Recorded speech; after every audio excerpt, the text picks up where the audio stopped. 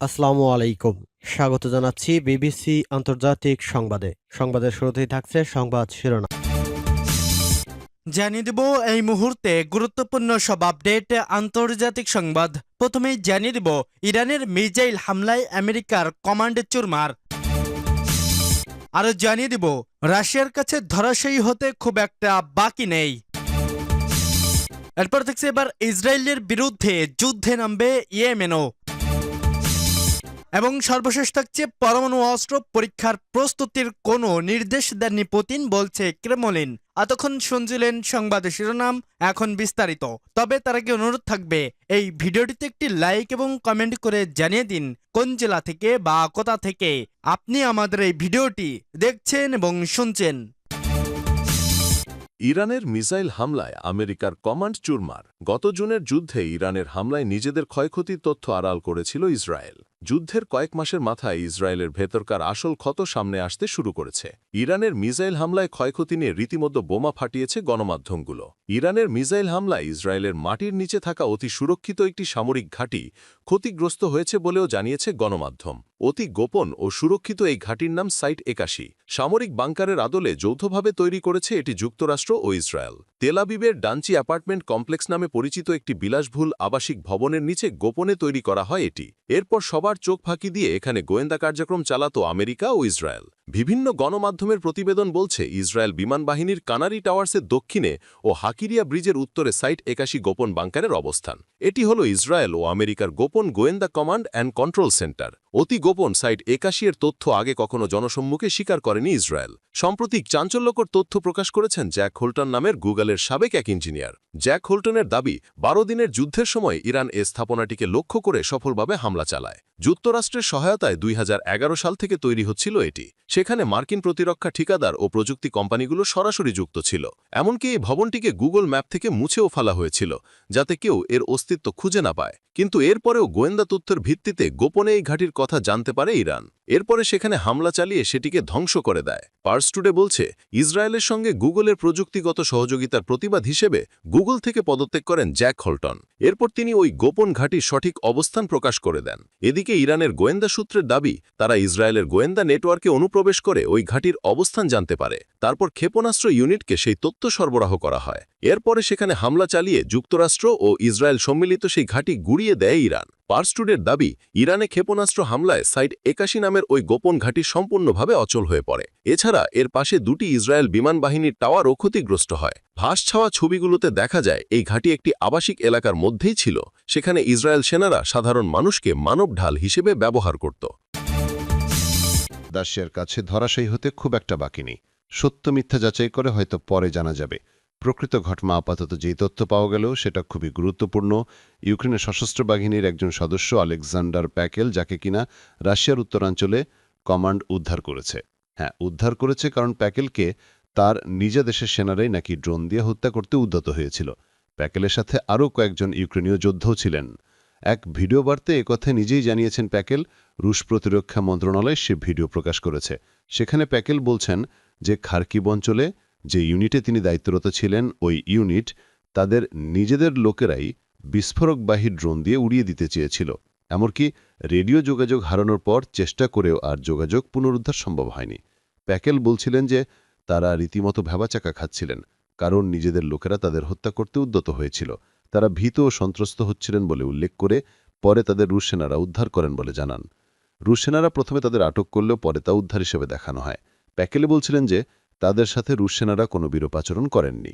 এমনিতে বিশ্লেষকরা বলে আসছেন, যুদ্ধ করার ক্ষেত্রে ইউক্রেনীয়দের মধ্যে ক্রমবর্ধমান অনীহা ও অসন্তোষ স্পষ্টভাবে দেখা দিয়েছে বহু আগেই। তা সত্ত্বেও তাদের নেতারা এবং সিভিল সোসাইটি এই যুদ্ধকে টিকিয়ে রাখার লড়াই হিসেবে তুলে ধরেছে। প্রায় ৪ বছরের পূর্ণাঙ্গ যুদ্ধের পর অনেক ইউক্রেনীয় ক্লান্ত হয়ে পড়েছেন।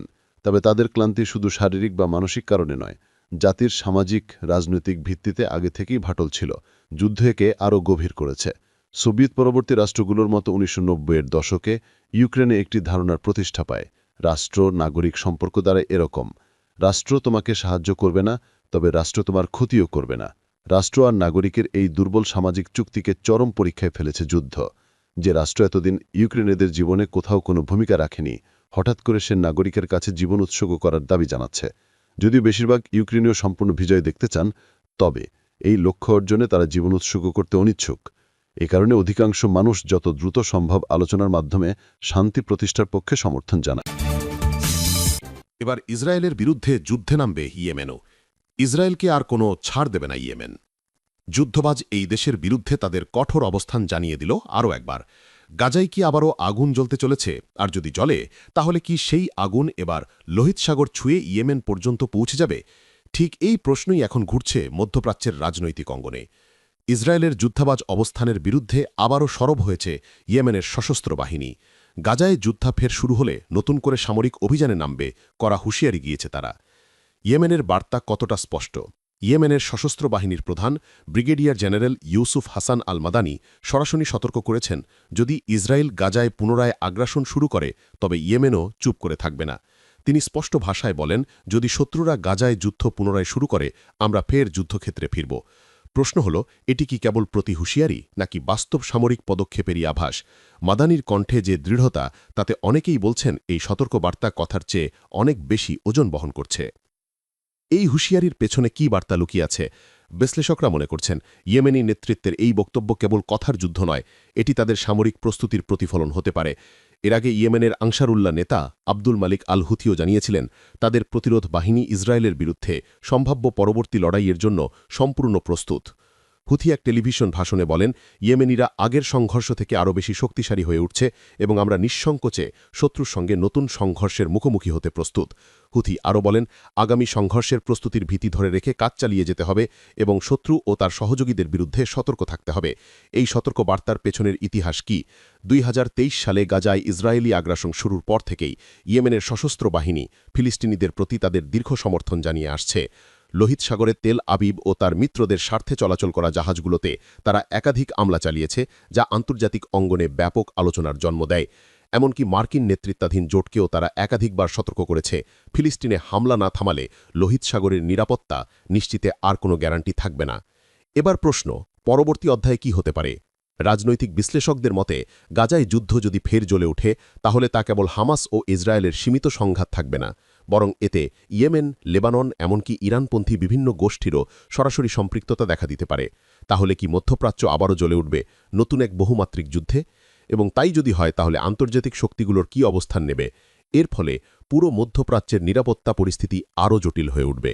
আর ইয়েমেন বাহিনীর এই হুঁশিয়ারি যেন সেই সম্ভাব্য অধ্যায়ের এক শুরুর ঘোষণা।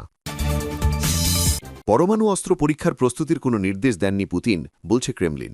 রাশিয়ার প্রেসিডেন্ট ভ্লাদিমির পুতিন পারমাণবিক অস্ত্রের পরীক্ষা চালানোর প্রস্তুতির জন্য কোনো নির্দেশ দেননি বলে জানিয়েছেন ক্রেমলিনের মুখপাত্র দিমিত্রি পেসকভ।